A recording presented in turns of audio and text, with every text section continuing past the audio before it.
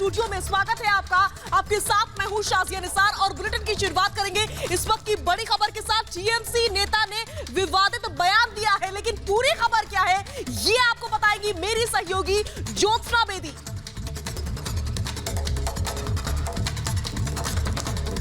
बिल्कुल, टीएमसी देखिए पश्चिम बंगाल में भारतीय जनता पार्टी को कड़ी टक्कर के तौर पर देख रही है। शायद मुद्दे टीएमसी के पास खत्म हो गए हैं, इसलिए विवादित बयान एक के बाद एक टीएमसी के नेता दे रहे हैं। देखिए, लोगों को भड़काया गया है, लोगों को बंदूक उठाने के लिए उकसाया गया है टीएमसी के नेता की तरफ से।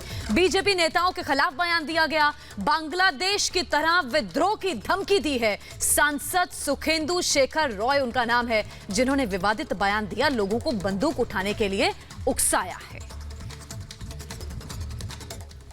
तो लगातार देखिए टीएमसी के नेता लगातार एक के बाद एक विवादित बयान दे रहे हैं। टीएमसी के आगे भारतीय जनता पार्टी पश्चिम बंगाल में एक बड़ी चुनौती के रूप में खड़ी नजर आ रही है, क्योंकि आपने भी देखा कि जब भारतीय जनता पार्टी का बड़ा नेता पहुंचता है पश्चिम बंगाल और जब रैली में होता है, संबोधन शुरू करता है, तो वहां पर भारी हुजूम भारतीय जनता पार्टी के कार्यकर्ताओं का, वहां की जनता का नजर आता है। और ऐसे में टीएमसी बीजेपी को कड़ी टक्कर के तौर पर देख रही है। लगातार बीजेपी के नेता हमलावर हैं ममता बनर्जी पर, उनके कार्यशैली पर, उनके राज्य में होने वाली हिंसा पर, जिसका जवाब टीएमसी से देते नहीं बनता। और टीएमसी के नेता भारतीय जनता पार्टी के नेताओं के खिलाफ जहर उगलते हैं, लोगों को बंदूक उठाने के लिए उकसाते हैं, उनके खिलाफ बयान देते हैं। हमारे सहयोगी पश्चिम बंगाल से अनुज इस समय फोन लाइन पर मौजूद है। अनुज, मुद्दे शायद टीएमसी के पास खत्म हो गए हैं।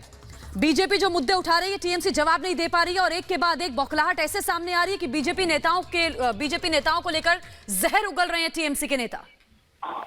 जी बिल्कुल, देखिए जिस तरीके की बौखलाहट है वो बिल्कुल सामने नजर आ रही है, क्योंकि कहीं ना कहीं जो भारतीय जनता पार्टी को जनसैलाब देखने को मिल रहा है, उससे तृणमूल कांग्रेस पार्टी जो है वो बहुत चिंतित है और वो साफ नजर आ रहा है। देखिए, एक तरफ वॉयलेंस नजर आता है, एक तरफ कल्याण बनर्जी ऐसे बयान देते हैं जो लोगों के सेंटीमेंट से जुड़े हुए हैं। अब तृणमूल कांग्रेस के दूसरे नेता बोलते हैं कि हथियार उठा लेंगे, इतिहास गवा रहा है और भारी लोग आएंगे तो मार देंगे। तो देखिए, इस तरीके के जो बयान है वो साफ दर्शा रहा है कि किस तरीके की इनसिक्योरिटी जो है, जो एक बौखलाहट है, वो तृणमूल कांग्रेस पार्टी के अंदर आई हुई है।